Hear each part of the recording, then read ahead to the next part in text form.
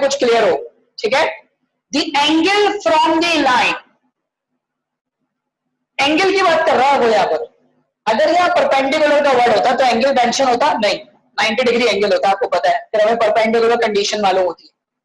अब वो question number 11 में कहा है angle from the line throw 2,7 minus 6,5, ये लाइन 1 है, टू अ लाइन, और जिस लाइन का एंगल है वो लाइन 1 से लाइन 2 पर बन रहा है। ये देखो, ये जो लाइन, ये जो वर्ड लिखा है ना, from the line through to a line, from the line मतलब कहां से बन रहा है, उसके 2 पॉइंट मौजूद हैं। तो हमने एक लाइन ड्रॉ करी, और देखिएगा एक लाइन ड्रॉ करी जिसका एक पॉइंट है -6,5 और एक पॉइंट है 2,7, सही है। दूसरी लाइन एंगल बना रही है। अच्छा, अब ये बात नहीं कह रहा कि ये जो दूसरी लाइन है ये परपेंडिकुलर है या नहीं है, ऐसी कोई बात नहीं कर रहा। वो बता रहा है कि बस ये लाइन दूसरी लाइन के ऊपर जो एंगल बना रही है वो एंगल कितना बना रही है, 135 डिग्री, और ये लाइन 1 है, और ये वाली लाइन कौन सी हो गई, लाइन 2। लाइन 1 से एंगल बन रहा है किसकी तरफ, लाइन 2 की तरफ। आप वर्डिंग देख सकते हैं, from the line 1 to the line 2, यानी लाइन 1 से लाइन 2 की तरफ एंगल बन रहा है। तो बेटा एरो जहां होता है उसका स्लोप बड़ा मायने रखता है। ये लाइन 2 है तो इसका स्लोप m2 होगा, और ये लाइन 1 है तो इसका स्लोप क्या होगा, m1, ठीक है। क्यों इसका काम हो रहा है, m1 और m2 की नीड क्यों है, अब आगे देखिए। जिस जगह पर एंगल बन रहा है जो कि लाइन 2 है, वहां पर हमें एक पॉइंट भी गिवन है 1,-4, और उसके दरमियान का एंगल कितना गिवन है, 135 डिग्री, सही है। अच्छा, अब समझना क्या है, find the equation of the second line. Second line की इक्वेशन चाहिए। अगर और देखेंगे सेकंड लाइन की इक्वेशन लेने के लिए हमारे पास एक पॉइंट है और दूसरा क्या है, स्लोप। क्या स्लोप गिवन है सवाल में, नहीं गिवन स्लोप। असल मायनों में काम यहीं पे खराब है कि हमारे पास स्लोप गिवन नहीं है, सही है जी, एग्जैक्टली। सबसे पहली बात ये कि पॉइंट तो गिवन है लेकिन क्या नहीं गिवन, स्लोप नहीं गिवन। अब बताओ, इस लाइन का स्लोप निकाला जा सकता है लाइन 1 का, क्योंकि कितने पॉइंट गिवन है, 2 पॉइंट, स्लोप निकाला जा सकता है। स्लोप का formula y2 minus y1 divided by x2 minus x1, एक स्लोप तो निकल आया लाइन 1 का। लेकिन अगर वर्ड परपेंडिकुलर यूज होता, अगर वर्ड परपेंडिकुलर यूज होता तो परपेंडिकुलर के लिए हम m1 मल्टीप्लाई बाय m2 की कंडीशन से निकाल लेते। लेकिन इसका मतलब ये है जो दूसरी लाइन है बेटा, वो पहली लाइन को परपेंडिकुलरली कट नहीं कर रही, बल्कि ऐसे कट कर रही है। आप डायग्राम के अंदर देख सकते हैं कि वो लाइन ऐसे कट कर रही है जिसमें दोनों लाइन एक दूसरे के ऊपर परपेंडिकुलर नहीं है, कोई दूसरा एंगल बन रहा है, और वो एंगल कौन सा बन रहा है, 135 डिग्री। तो बेटा हम यहाँ पर एक ऐसा फॉर्मूला यहाँ पर जानते हैं जो कि tan थीटा का होता है, याद है आपको, और उस फॉर्मूले में हम यही काम करते हैं, m1 माइनस m2 या m2 माइनस m1। अब ये फैसला किसको देखकर किया जाता है, जिस जगह पर एरो आ रहा है वो स्लोप सबसे पहले रखेंगे, या जो बड़ा स्लोप है या सेकेंड लाइन का स्लोप है वो सबसे पहले रखेंगे। तो m2 minus m1 divided by 1 plus m2 m1, यही फॉर्मूला है, ठीक है। क्या हम m1 निकाल सकते हैं, सबसे पहले तो m1 निकालेंगे, और m2 के लिए हम किस फॉर्मूले पर जाएंगे, tan थीटा वाले। हमें किस लाइन की इक्वेशन चाहिए, सेकेंड लाइन। तो सेकेंड लाइन के लिए जब तक स्लोप नहीं आएगा तो इक्वेशन नहीं आ सकती। तो इस सवाल में और पिछले सवाल में क्या फर्क है, यहां परपेंडिकुलरली लाइन पास नहीं हो रही, बल्कि वो एक जनरल एंगल बना रही है, यानी वो इंटरसेक्ट तो कर रही है लाइन, लेकिन उसके दरमियान का जो एंगल है वो कितना है, 135 डिग्री। यहां तक बात क्लियर हो गई, ठीक है। अच्छा, अब आ जाए जल्दी, शाबाश शाबाश अली। तो आ जाए सबसे पहले लिखे let the slope of the given line 1। हम सबसे पहले स्लोप किसका निकालेंगे, let the slope of the given line 1, line 1 का स्लोप निकालेंगे सबसे पहले। तो लाइन 1 का स्लोप निकालने के लिए हमारे पास पहला पॉइंट मौजूद है जी, नीचे रखा हुआ है 23, माइक यहाँ रखा हुआ है ऑफिस में, -6,5, ये x1 y1, लाइन 2 का स्लोप, लाइन 2 का पॉइंट है का 7, x2 y2, ठीक है बेटा। अच्छा, माजरत के साथ ये लाइन 1 के ही दोनों पॉइंट है, ठीक है। अच्छा, स्लोप चाहिए m1 y2 minus y1 divided by x2 minus x1। y2 की वैल्यू 7 माइनस 5, x2 की वैल्यू 2 माइनस माइनस 6। m1 आपके पास जनाब आ गया 7 माइनस 5 हो गया आपके पास 2, 2 प्लस 6, 2 प्लस 6 कितना हो गया, 2 प्लस 6 8 हो गया, 2 1 2, 2 4 8, 1/4 ये आ गया m1। m1 कितना आ गया 1/4। अब स्लोप ऑफ लाइन 2 निकाला जाएगा, यानी m2 निकाला जाएगा, तो उसके लिए हम टेंजेंट वाले फॉर्मूले पर जाएंगे। स्लोप ऑफ लाइन 2, तो उसके लिए हमें स्लोप m2 निकालना है। तो एंगल गिवन होना चाहिए 135 डिग्री, ठीक है। तो हम फॉर्मूले पर जाएंगे, tan थीटा बराबर है m2 minus m1 divided by 1 plus m1 m2 या m2 m1। मैंने आपको बताया यहाँ हमने सेकंड स्लोप क्यों रखा, या हमने सेकंड स्लोप इस वजह से रखा है क्योंकि लाइन 1 से एंगल कहां बन रहा है, लाइन 2 पर। From to the line, from to the line, from का मतलब जहां से लाइन बन रही है, और टू दी लाइन जहां पर लाइन बन रही है। लाइन यानी एंगल जहां पर आकर रुक रहा हो वो लाइन 2 है, ठीक है। अच्छा, tan 135 डिग्री निकालिए जल्दी से, शाबाश। 1 होगा 11 मुझे मालूम है। m2 की वैल्यू हमें निकालनी है, m1/4 है, नीचे भी 1 प्लस m2, m1 की जगह 1/4, ठीक है। tan 135 डिग्री -1 होता है, इसको रब कर रहे हैं भाई क्योंकि स्लोप ही निकालना है सिर्फ, ठीक है। tan 135 डिग्री -1 है, यहां ऊपर 4 का एलसीएम लेंगे, क्रॉस मल्टीप्लाई कर देंगे 4m2 -1 होल डिवाइडेड बाय, नीचे भी हम एलसीएम लेंगे 4 का, तो 4 प्लस m2, 4 से 4 कैंसिल हो गया, -1 बराबर हो गया 4m2 -1 divided by 4 plus m2। Cross multiply कर दें, -1 से मल्टीप्लाई कर दें 4 प्लस m2 को, और 4m2 -1 से अब ये -4 minus m2 is equal to 4m2 -1। m2 के पास m2 को भेज दें, -4 + 1 is equal to 4m2 minus plus m2। ये क्या बन गया आपके पास, 4 में से बन गया, कितने बने आपके पास,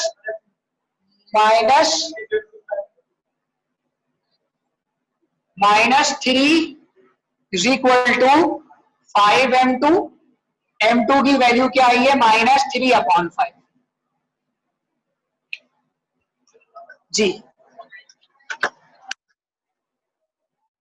कॉपी करें यहां तक, फिर equation of a straight line खुद निकालिए, शाबाश।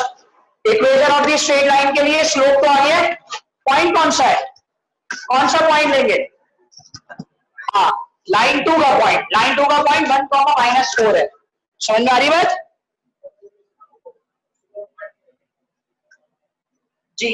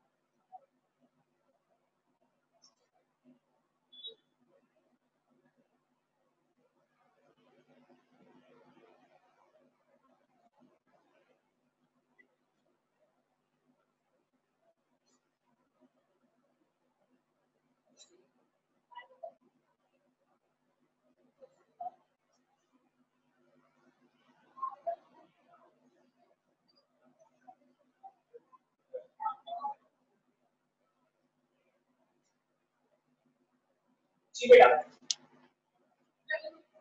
शाबाश।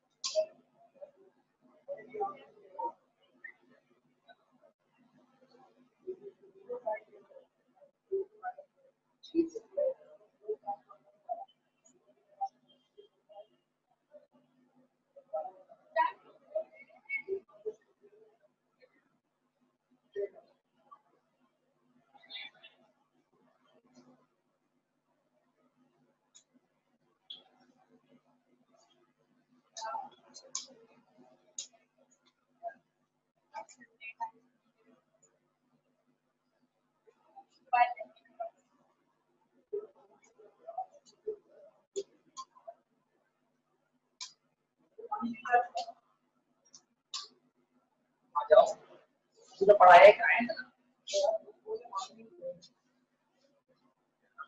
हाँ बेटा, क्या कह रहे हैं बेटा तमाम बच्चे? इक्वेशन क्या आ रही है भाई? 3x plus 5y plus 17। अब जरा देख लीजिए, शाबाश। तो सारा हम फिजिक्स नहीं पढ़ रहे, हाँ, लेकिन बाकी सब चीजें हमने देखनी है अभी, ठीक है। लिखा हुआ है for the triangle with vertices. भाई ट्राइंगल के तीन साइड्स होती हैं, तीन ही वर्टिसेस होते हैं, तीनों वर्टिसेस मौजूद हैं। पहला वर्टेक्स है 5,1, दूसरा वर्टेक्स है 3,-5 एंड तीसरा है -3,7। डायग्राम किसमें बनाए? प्लेन पे बना लेते हैं भाई, मजा आएगा प्लेन में बना। 5,1, एक्स की वैल्यू 5, वाई की वैल्यू 1, एक्स की वैल्यू 3, वाई की वैल्यू -5, एक्स की वैल्यू -3, वाई की वैल्यू 7। देख लीजिए जरा गौर से, ये कुछ आपको इस तरह का ट्राइंगल कह रहा है, ठीक है। ये कुछ इस तरीके का ट्राइंगल कह रहा है आपके सामने, ये ट्राइंगल। फोर्थ क्वाड्रेंट पर एक नेगेटिव एक्स पॉजिटिव होता है, वाई नेगेटिव होता है, एक्स पॉजिटिव होता है, वाई नेगेटिव होता है, ठीक है। टेंशन हो रही हो तो सिंपल सी डायग्राम बना लेना, इसमें कोई मसला नहीं है, इन सवालों में कोई मसला नहीं है, सही है। ये तीन वर्टिसेस हैं आपके पास, ए बी सी, ठीक है। ए है 5,1, बी है 3,-5 और सी है -3,7। अब सवाल ये बनता है यहां पर कि ये तीन वर्टिसेस तो मौजूद है, इन्होंने कहा है find the equation of the altitude from D. Altitude from D मतलब ये कि हमें एल्टीट्यूड, वो याद है आपको, मीडियंस ऑफ अ ट्राइंगल, कि इस साइड का मीडियन ड्रॉ करते थे हम, इस साइड का मीडियन ड्रॉ करते थे और इस साइड का भी क्या ड्रॉ करते थे? मीडियन। ये एल्टीट्यूड की कहानी कुछ मीडियन जैसी है, लेकिन मीडियन तो बिल्कुल मिड पॉइंट से ही लाइन ड्रॉ करता था, एल्टीट्यूड बिल्कुल मिड पॉइंट से लाइन ड्रॉ नहीं करता। हाँ, लेकिन एल्टीट्यूड की सबसे अच्छी खासियत यह है कि एल्टीट्यूड इस वाली साइड पर, एल्टीट्यूड अगर बी से बन रहा है तो एल्टीट्यूड जो सामने वाली साइड होगी उस पर 90 डिग्री बनाएगा। कितना डिग्री बनाएगा? यानी वो परपेंडिकुलर होगा। अब वो बिल्कुल 20 से होता, अगर वो बिल्कुल 20 से होता तो वो मीडियन बन जाता, मीडियन ऑफ अ साइड, कि ए सी का मीडियन साइड कौन सा है? वो ये रहा। लेकिन ये 20 से नहीं हो रहा, एल्टीट्यूड का मतलब है वो कहीं से भी हो सकता है, लेकिन वो लाइन परपेंडिकुलर किसकी होगी? थर्ड साइड के, जो सामने वाली साइड। तो एल्टीट्यूड ये लाइन है जो कि 90 डिग्री बना रही है, मिड पॉइंट नहीं है, ये मीडियन नहीं है थर्ड साइड पर, सही है। अब अगर मैं इसकी बात करूं, ये बना आपके पास ए बी, ये बनेगा और सी, ये रहा।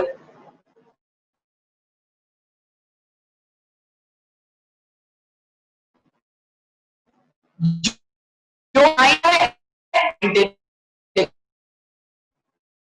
समझ, तो चाहे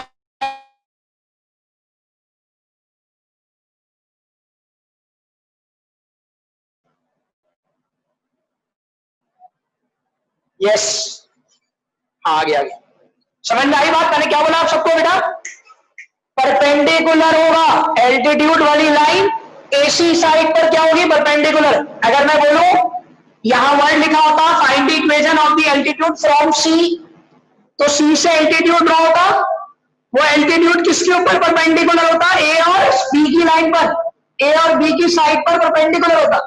अगर एल्टीट्यूड फ्रॉम ए होता तो वो किसके ऊपर परपेंडिकुलर होता। समझ में आ रही है आपको बात कि एल्टीट्यूड लाइन वो लाइन है जिस साइड से बन रही है या जिस साइड की तरफ जा रही है उस साइड पर वो 90 डिग्री का एंगल बनाता है। 90 डिग्री से कम, मुझे सिर्फ और सिर्फ इस लाइन की इक्वेशन चाहिए। मुझे किस लाइन की इक्वेशन चाहिए, बी की लाइन की इक्वेशन, यानी ये बी से आप कह देंगे एल्टीट्यूड। अब इसके लिए मुझे बी तो पता है, पॉइंट तो पता है, इस लाइन पर पॉइंट आ रहा है ना, ये वर्टेक्स वाला पॉइंट इसी लाइन का पॉइंट है। देखो ये वर्टेक्स का जो पॉइंट है बी के वर्टेक्स का वो इस लाइन पर आ रहा है, तो मतलब इस लाइन का पॉइंट तो पता है लेकिन इस लाइन का स्लोप नहीं पता। तो हम स्लोप निकालेंगे सबसे पहले ए सी का m1, परपेंडिकुलर कंडीशन से क्या निकालेंगे m2, और इक्वेशन ऑफ एल्टीट्यूड निकालेंगे स्लोप पॉइंट फॉर्मूले से। समझ में आ गई बात, सिर्फ समझना कौन सा वर्ड था, एल्टीट्यूड। समझ में आ रही बात, तो काफी देर से बोल रहा हूं, अब जरा ये क्वेश्चन आप लोग खुद यहीं बैठ के कर लो, अभी सारे आप लोग घर में बैठ के कर लीजिए और आप लोग यहीं पे मैं बैठा हूं, आप अपने आंसर्स बताइएगा। सबसे पहला काम क्या करोगे, स्लोप ऑफ एसी निकालोगे m1, फिर एल्टीट्यूड का वर्ड यूज करोगे, ये बात याद रखना। क्या वर्ड यूज करोगे, आप पहले लिखना शुरू करो, स्लोप ऑफ एसी निकालो, फिर मैं वर्डिंग लिखवा रहा हूं। शाबाश।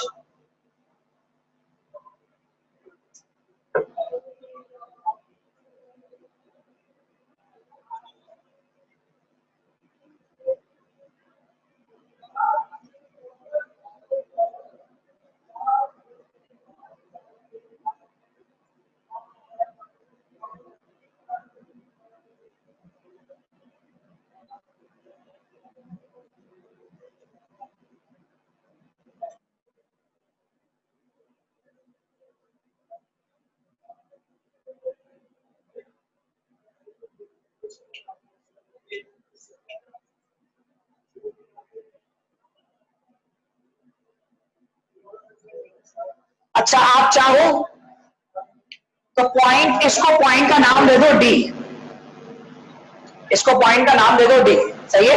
आप जब स्टार्ट करोगे तो कैसे करोगे, बी डी इज दी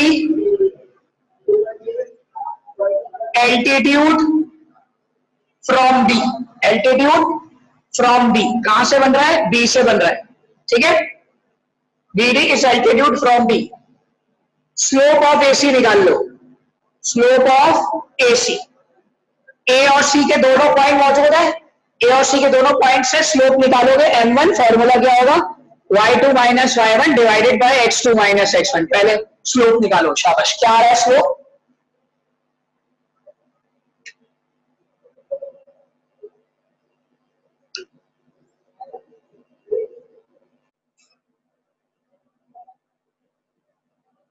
ठीक, क्या आ रहा है -3/4, वेरी गुड बेटा। m1 आ रहा है -3/4, शाबाश।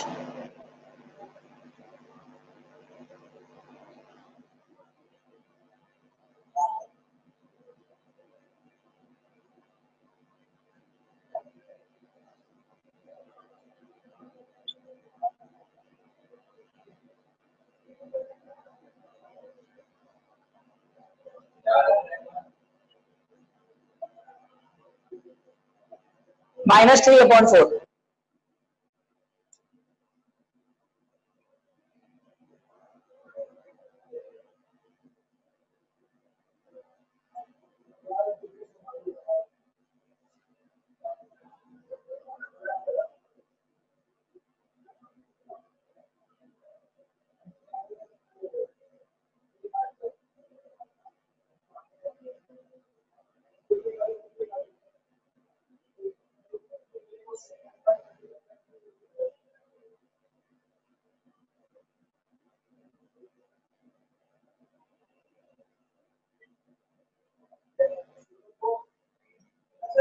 जी स्लोप ऑफ बीडी निकालेंगे अब आप जी, शाबाश। Slope of BD, slope of BD के लिए उसके बाद नीचे एक और लाइन लिखोगे। स्लोप ऑफ बीडी आपको निकालना है, फिर आप लिखोगे BD is perpendicular to AC, BD is perpendicular to AC. Perpendicular का साइन होता है ना वो वाला, तो बना देना BD is perpendicular to AC, ये वाला साइन होता है, सही है, वो वाला साइन बना देना, ठीक है। हाँ क्या कह रहे हो?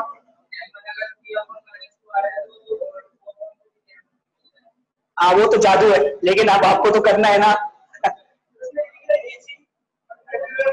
हाँ ये बात भी लिख दो, एक ही बात है।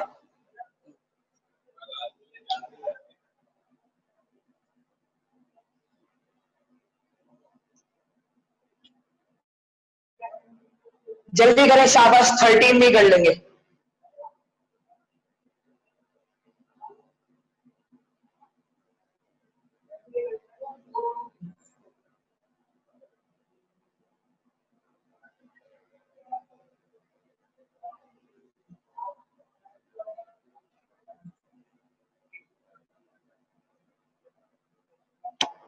सबसे बेहतरीन सवाल लगता है।